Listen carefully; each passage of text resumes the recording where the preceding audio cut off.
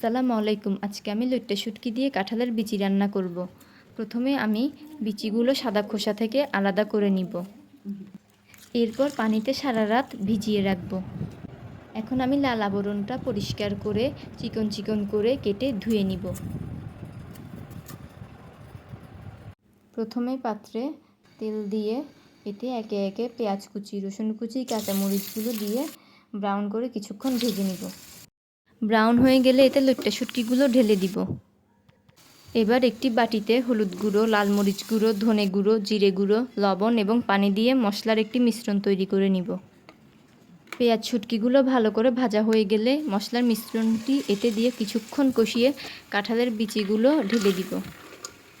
কিছুক্ষণ নেড়েচেড়ে পানি দিয়ে সেদ্ধ হতে দিয়ে দিব। হয়ে এসেছে, আর একটু পরে নামিয়ে নিব। ব্যাস তৈরি হয়ে গেল আমার লইট্টা শুটকি দিয়ে মজাদার কাঁঠালের বিচি।